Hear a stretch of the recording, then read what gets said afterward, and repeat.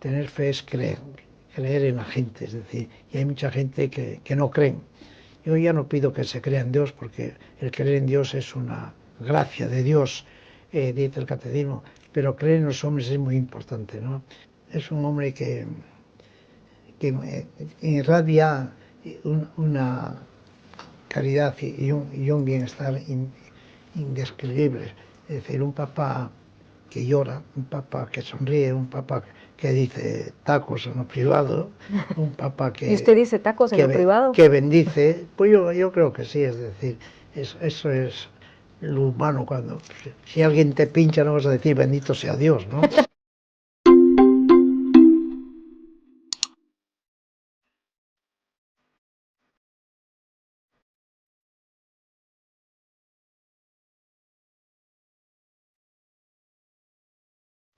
Es un gusto realmente estar sentada frente a usted. Yo soy ecuatoriana, vivo acá 3 años y desde Ecuador he seguido su trayectoria y toda esa ayuda a través de Mensajeros de la Paz. Y creo que es importante que se conozca. Evidentemente usted es muy famoso, no solo en España, sino en América Latina. Pero para mí es importante que también mi público del Ecuador, de España y de Iberoamérica pues tenga la oportunidad de escuchar directamente para nuestras cámaras al Padre Ángel, una obra que lleva más de 61 años, Mensajeros de la Paz, 76 países. Gracias por su tiempo. Quiero hacerle una pregunta. ¿Cómo está de salud, padre? Y gracias por recibirme, porque tuvimos que posponer esta entrevista por problemas de salud. Bueno, he tenido un percance de estómago de salud, pero fue 2 días o 3, pero bien, volvemos a, como dice el Papa Francisco, volvemos a estar vivos y coleando, ¿no? Vivitos y coleando. Y usted con su bufanda roja, para la gente que nos ve por primera vez, esto Sí. es una parte importante, es una bufanda de alpaca. Y las llaves en la mano. Y las llaves de la mano. Bueno, cada uno tiene sus rarezas o sus chismes para eso. Algunos ponen sus zapatos o ponen unos pendientes o se visten de blanco o de negro. Yo creo que el vestirse de rojo te da fuerza, te da energía, y quizás esa es una de las razones de estar con una bufanda roja, pero no otra con ninguna simbología política. Sí, ya lo tenemos claro. Evidentemente usted en su trabajo mi, trata con mucha gente, ¿no? Mi secretario general es el Papa Francisco, no es los de izquierda, los de derecha, los de centro, ¿no?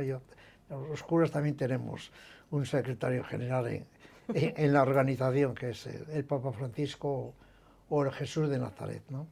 Bueno, me siento muy conmovida con la fotografía de su padre Francisco y de su madre Amalia. Le pregunto, ¿qué tiene usted de ellos? He visto que su padre era un minero en la metalurgia, que siempre llevaba una boina y un cigarrillo, y que le enseñaron mucho, padre. Sí, creo que los hijos, la mayor parte de los hijos, creo que todos somos fruto del amor de nuestros padres, ¿no? Y después, si hemos tenido el privilegio de haber vivido con ellos, ¿cuántos niños no tienen el privilegio de vivir con sus padres o de tener que estar ausentes, ¿no? Pero es que hemos podido tener la infancia viviendo con los padres, se te quedan no solamente los genes, sino te quedan el corazón, la manera de ser, es decir, lo imprimido que cada uno tiene. Es cuando además te dicen a quién admiras, una persona que ha tenido muchos años, que hemos viajado mucho. A veces siempre pensamos que yo admiro a la Madre Teresa de Calcuta o a un presidente de gobierno, a un papa, es decir, yo creo que se dice de boquilla sin pensarlo, porque al que uno siempre admira es al padre y a la madre que tuvo, que le han enseñado lo más importante en la vida, que es querer a la gente, que es ser buena persona, que es intentar ser portador de valores de la paz, ¿no?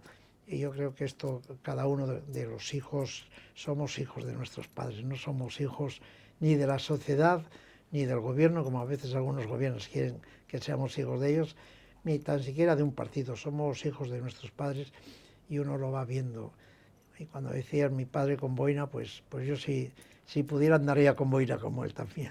¿Y por qué no la ha hecho? ¿Por qué no ha utilizado la boina? Sobre todo en esta época que ya el clima y el fresquito llega. La suelo usar cuando llueve, porque yo creo que son hasta maneras de reivindicar lo que los asturianos o los vascos, mi padre era de origen vasco, tenían siempre esa boina grande y yo tengo por acá una boina que es muy similar a la de mi padre, que es esta boina. ¿Y usted todavía los echa de menos?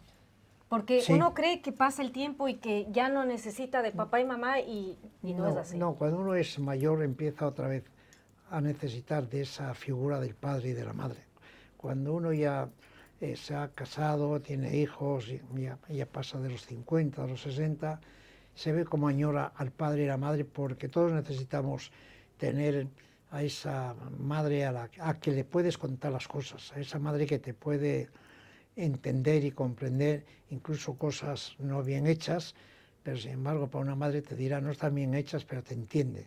No, claro que Y te perdona. te perdona y te orienta y te da ánimos y todo eso.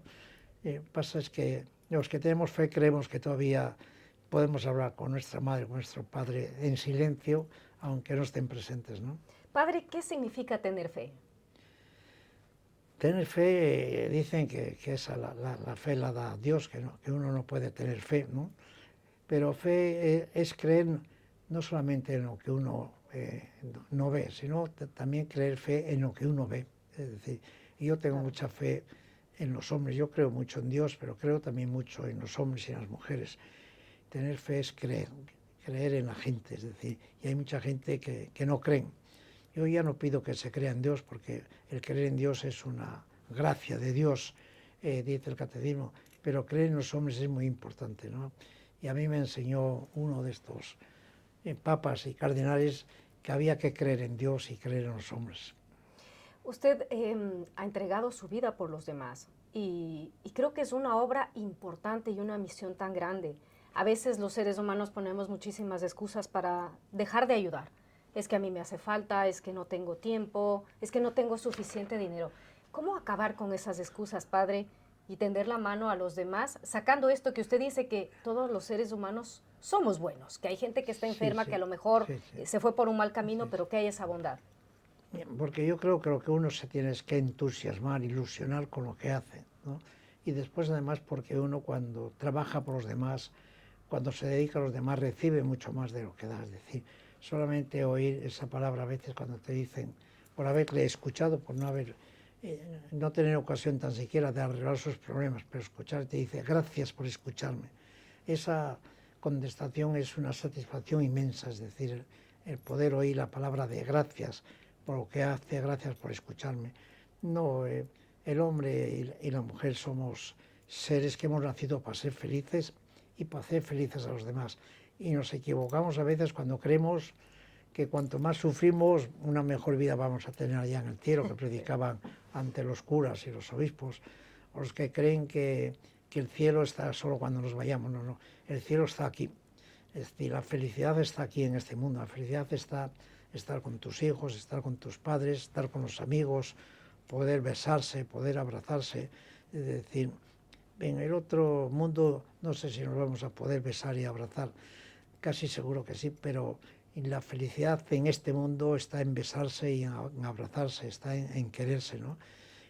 Por muchas dificultades que hay, cuando la gente se quiere, es feliz. Me gusta mucho esa idea de cómo usted interpreta o reinterpreta las palabras o Sí. los que somos creyentes. Yo soy una persona creyente, porque muchas veces nos hacen pensar que esto es una especie de infierno que venimos a purgar y a modificar o a Sí, pagar sí, culpas, sí. y que por otro lado hay un Dios que nos castiga y que nos dice, pasa el terremoto, es por tu culpa. Pero en cambio usted habla desde la bondad y decir que hay cosas que nada tienen que ver con lo que Sí, nos sí. han educado, ¿no? Sí, En sí. este tema del miedo y del terror Y- frente a un Dios que nos castiga, ¿no? Incluso el mundo está lleno de bondad y de solidaridad, es decir, el mundo está lleno de personas que hacen el bien, que quieren el bien. Es verdad que no hay que negar la realidad, una realidad en donde se matan a los niños en Gaza, o donde hay guerras en Ucrania, todo eso, existe esa realidad. Pero normalmente no hay guerras, normalmente hay paz, normalmente vivimos en comunidad, normalmente podemos comer, beber agua, tener sanidad. Es decir, eh, yo creo que hay demasiados agoreros que lo que ven es siempre la botella medio vacía. Y hay que ver a veces que la botella a veces no está llena, pero está medio llena. E incluso en dificultades, cuando hay enfermedades, cuando hay separaciones de hijos y de madres, es decir, al menos está la botella medio llena, es decir, yo he encontrado mucha más gente, sin duda, buena que menos buena, es decir, a gente que quieren hacer el bien. Fíjate, hay muchas personas que a veces lo que se pregunta y te preguntan qué puedo hacer por los demás, cómo puedo ayudar a los demás, es decir, y a veces uno no puede ayudar porque bastante tiene con ayudarse a sí mismo, ayudar a su familia, sacar su familia adelante, pero si todo se plantea, si yo pudiera ayudar, yo lo haría. Hay mucha gente en tiempos de Navidad que te dice, si me tocase la lotería, yo se la daría, es decir, es tan importante reconocer que esta sociedad está llena de valores ricos, no de valores negativos, ¿no? Y nada más que tenemos que salir a la calle y ver que la gente no nos insultamos, no nos apuñalamos, no nos ofendemos, es decir, puede haber 2 o 3 que están enfermos. Tú y yo, si ahora en esta entrevista nos pegáramos, nos insultáramos, la única razón que puede haber es que estábamos mal, que nos ha dado un tururo y empezamos a tirar la botella uno al otro, ¿no? ¿Cómo tomó esa decisión de ir más allá, de crear mensajeros de la paz y no quedarse en un plano como podría haberse quedado como sacerdote, sino dar esta iglesia que está abierta 24 horas al día para todos en la iglesia de Sí. San Antón o toda la obra que ha hecho en América Latina? Primero poniendo los pies en la tierra y segundo viviendo al día, no viviendo del pasado, ¿no? Y tenemos que estar pensando en el día y en el futuro. Tenemos que estar pensando y poner. El Papa Francisco lo dice muchas veces, que a veces hay que ponerse en el zapato, en el lugar del otro. Es decir, uno tiene que ponerse en el lugar de esa mamá que no llega a fin de mes, que no puede darle un vaso de leche por la noche al hijo cuando se lo piden.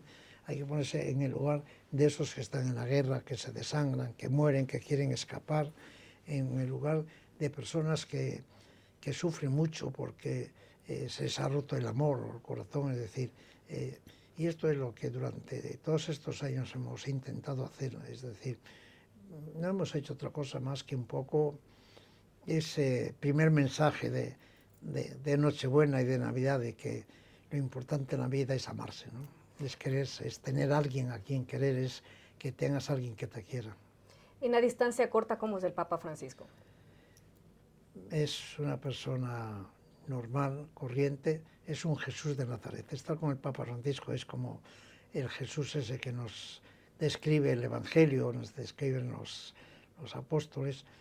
Es un hombre que irradia una caridad y un bienestar indescriptibles. Es decir, un papa que llora, un papa que sonríe, un papa que dice tacos en lo privado, un papa que... ¿Y usted dice tacos en lo privado? Que bendice. Pues yo creo que sí, es decir, eso es lo humano. Cuando si alguien te pincha no vas a decir bendito sea Dios, ¿no? Tienes que decir la madre que te...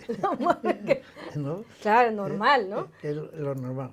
El Papa Francisco es un pastor, es un Jesús de Nazaret, es ese cura que uno ha encontrado en muchas parroquias, es decir, cuando está sentado en una camilla con él mucho tiempo y te habla de sus cosas personales, no de lo divino, ni de la teología, ni de la filosofía, es de carne y hueso. El Papa Francisco llora y el Papa Francisco le duele la rodilla, sufre, es decir, el Papa Francisco le duelen las críticas que hacen de él injustamente y las que hacen de él justamente pues pide perdón de eso, ¿no? No, es decir, pues, tener el privilegio de haber estado con este Papa en varias ocasiones es algo indescriptible, ¿no? ¿Y usted se considera amigo del Papa Francisco? Uno se considera que le quiere, amigos, no lo sé, el que es el amigo, pero que le quiero, intento hacerle lo más posible en la vida, es decir, los amigos, cuando quieren los amigos lo que quieren es que estén bien, es que no sufran, es que no les critiquen tanto, ¿no? Y sí me considero, por lo menos, de quererle, ¿no? Porque ser amigos, cada uno tiene 3 o 4 amigos, el Papa tendrá 2 o 3 amigos, pero yo me siento amigo de él. No sé si él se siente amigo mío, eso hay que preguntárselo a él, ¿no? Pero seguro que sí. Por lo menos cuando nos vemos nos sonreímos y nos saludamos. ¿Sí? Padre, usted nació el 11 de marzo de 1937, tiene 86 años. A lo largo de estos 86 años, ¿a usted todavía le siguen impresionando las injusticias que hay en el mundo? Mucho, y además debemos revelarnos. Es decir, tengo los mismos años que tiene el Papa Francisco y uno no se acostumbra, por muchos años que tenga, a poder permitir las injusticias que se hacen con las mujeres, con los niños, en las que hacen los políticos, los gobernantes, los ciudadanos. Es decir, nos tenemos que revelar ante tanta injusticia. Es decir, somos todos hijos de Dios, incluso los que no están bautizados, incluso los que no creen, también son hijos de Dios. Es decir, ha llegado un momento en que parecía que nada más que los bautizados eran los que podían ir al cielo, y nos hemos equivocado, o que creíamos que únicamente la única religión que había, que era la católica y verdadera. Es verdad que la nuestra es verdadera, pero no es la única. Hay más religiones exactamente como las nuestras, que son tan verdaderas y tan buenas como es las nuestras, y sin duda esos también tendrán un lugar especial, ¿no? Me gusta mucho porque usted no permite que nadie le etiquete si es de derecha, si es de izquierda, si tal partido, si Sí, tal sí. color. ¿Cómo podemos hacer para precisamente hacer lo mismo en la sociedad? Porque pues ahora que estoy ya más tiempo en España me doy cuenta de las divisiones que pueden Sí. existir. Y claro, no hay un solo color o una sola tendencia, hay matices, ¿no? Alguien de izquierdas puede creer Sí, en Dios, sí, alguien sí. que De derecha no puede no creer puede creer en en Dios, Dios. etcétera, ¿no? Sí, yo creo que nos equivocamos porque al final somos todos de carne y hueso. Es decir, todos tenemos un corazón. Es decir, por muy rojo o muy azul que sea uno, es decir, tiene siempre un corazón, una familia. Por eso es muy fácil entenderse con todos, es muy fácil querer a todos, y es muy fácil respetar también a todos. Es decir, a veces las discusiones vienen porque queremos que todos sean como yo, o que Exacto. piensen todos como yo, y eso es un poco absurdo. Es decir, ni todos debemos ser cristianos, ni de creer todos en Dios, ni todos tienen que creer en una ideología, pero sí debemos respetar a los que tienen algo distinto a la nuestra, ¿no? Y no solo respetarla, sino a veces admitirla también como una posibilidad de convivencia. Y en nuestro país y en otros muchos países se radicaliza mucho, sobre todo en política, ¿no? Pero después, cuando pierden la política, cuando llevan tiempo en la política, no nos engañemos, que encima se quieren, ¿no? Aparentemente en la televisión o en los foros parece que se pegan, pero después cuando están en privado toman un café juntos, ¿no? Usted ha estado ayudando a gente en Argentina, en Bolivia, en Paraguay, en Uruguay, en Venezuela, Nicaragua, Honduras, Haití, México, Estados Unidos y en diferentes partes, obviamente, de Europa y de España. ¿Tiene algún vínculo directo con el Ecuador, Padre Ángel? Sí, el Ecuador ha sido uno de los países en que hace muchos años hemos estado allí. Hemos tenido ahí uno de los sacerdotes que falleció después, que ha hecho una obra preciosa de una manera especial con los discapacitados que había allí, que se llama José Luis. Y Ecuador es algo que es muy hermano de España. Es decir, estar en Ecuador es como estar en España. Cuando ahora se habla tanto de la migración, creyendo que cada uno es de un país, es verdad que cada uno somos de un país, pero yo creo que ya comenzamos a creernos que somos ciudadanos del mundo, que no somos ni europeos, ni latinos, ni americanos. Es decir, yo nunca me he sentido ni tan siquiera español ni asturiano, me he sentido siempre ciudadano del mundo, que es lo que la Iglesia, que es lo que los grandes pensadores han creído siempre en los hombres, que fuéramos libres y que teniendo cada uno su ideología o habiendo nacido cada uno en un lugar distinto, al final seamos ciudadanos del mundo, ¿no? Y yo me considero ciudadano. Es decir, cuando voy a Paraguay, cuando voy a Ecuador, no me encuentro ni ecuatoriano, me encuentro un ciudadano más del mundo, ¿no? Aquí hay una frase que dice, solo ante Dios y un niño nos pondremos de rodillas. ¿Por qué? ¿Qué significa esa frase, Padre Esa Ángel? frase significa que ha habido muchos políticos y muchos, incluso obispos o religiosos, que han intentado que nos pongamos de rodillas delante de ellos, que digamos sí buena a todo lo que dicen.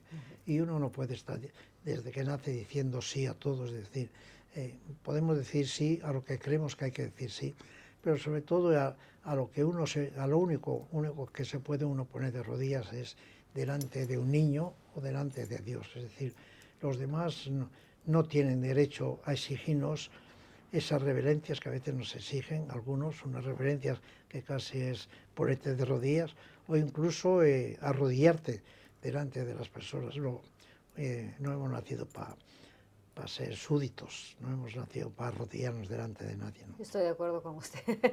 Estoy Sí, muy de acuerdo con usted. sí. Padre, ¿cómo podemos ayudar directamente a Mensajeros de la Paz para quienes están aquí en España o en el resto del mundo? Yo creo que sentir de verdad en el alma los problemas de los demás es sentirse mensajero de la paz. Ser mensajero de la paz no es dar dinero, no es arropar, no es dar ser miembro de una asociación. Ser mensajero de la paz es llevar la paz, es hacer felices a los demás, es decir, solamente escuchar, dar los buenos días, dar un beso a la gente. Mira, hay tantas veces que te encuentras con gente que al marchar le das un beso y te dice, hace tanto tiempo que nadie me besa.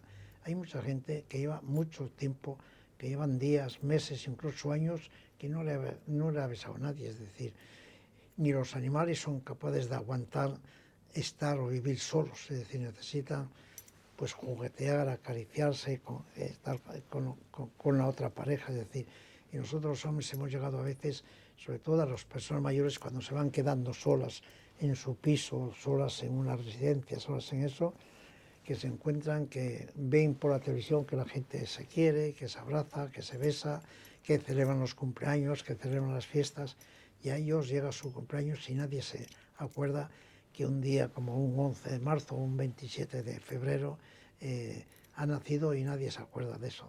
De ahí lo importante que en nuestras residencias les pidamos a los directores de las residencias que celebren las fiestas del anciano o de la persona que está en la residencia, ¿no?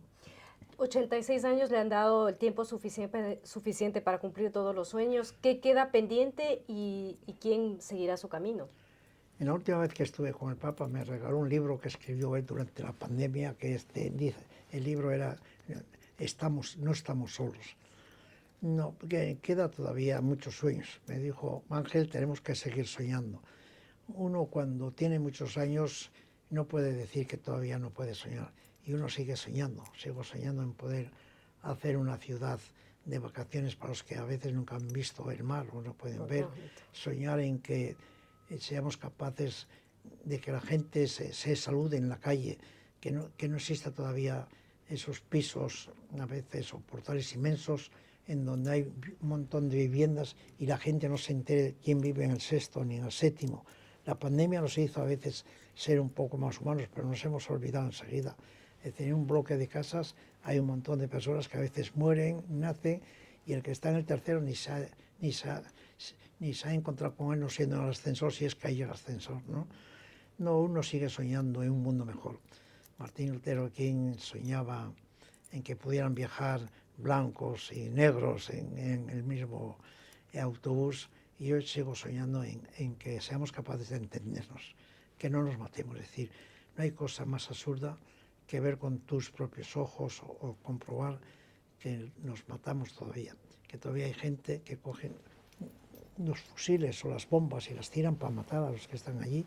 Lo hemos visto hace unos días en Gaza, lo vemos en Ucrania, y tú dices, esto es incomprensible. Uno sueña en que llegará un momento en que no nos matemos a las personas. Es decir, no solo que no nos peleemos, no solo que no riñamos, sino que al menos no nos matemos.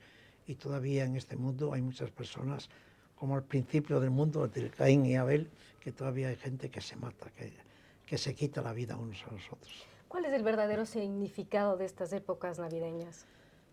El significado de la Navidad, de esta época, de la Navidad del nacimiento de Jesús. Pues recordar que por lo menos durante unos días o unas horas hay que quererse, ¿no?